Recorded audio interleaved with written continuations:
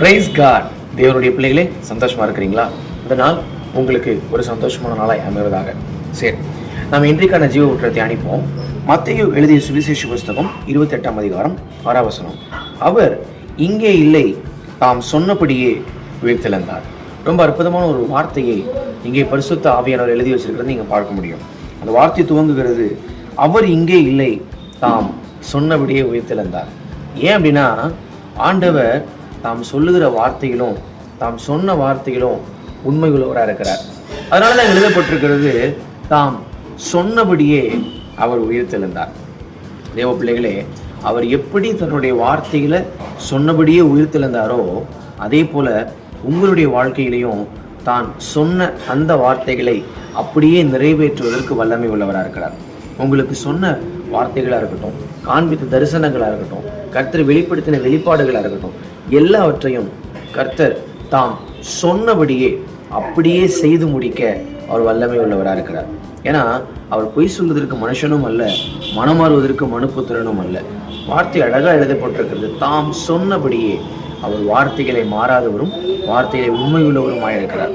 உங்கள் வாழ்க்கையில கர்த்தர் சகலத்தையும் செய்து முடிக்க, உங்கள் வாழ்க்கையில உங்கள் குடும்பத்திலே சகல காரியங்களையும் அவர் எப்படி சொன்னாரோ, என்ன சொன்னாரோ அதை அப்படியே செய்து முடிக்க அவர் வல்லமை உள்ளவராக இருக்கிறார்.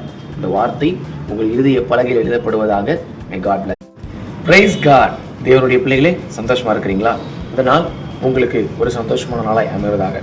சரி, நாம் இன்றைக்கான ஜீவ ஊற்றை தியானிப்போம்.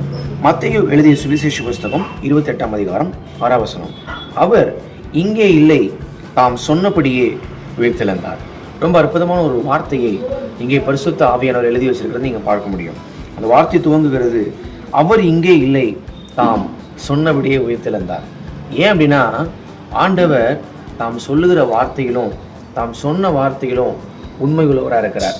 அதனால தான் எழுதப்பட்டிருக்கிறது, தாம் சொன்னபடியே அவர் உயிர்த்தெழுந்தார்.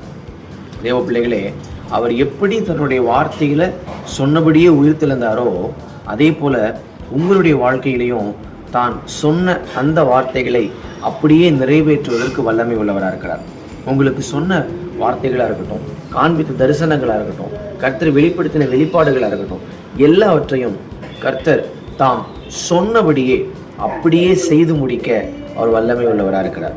ஏன்னா அவர் பொய் சொல்வதற்கு மனுஷனும் அல்ல, மனமாறுவதற்கு மனுப்புத்திரனும் அல்ல. வார்த்தை அழகாக எழுதப்பட்டிருக்கிறது, தாம் சொன்னபடியே. அவர் வார்த்தைகளை மாறாதவரும் வார்த்தைகளை உண்மை உள்ளவருமாயிருக்கிறார். உங்க வாழ்க்கையில கர்த்தர் சகலத்தையும் செய்து முடிக்க, உங்கள் வாழ்க்கையில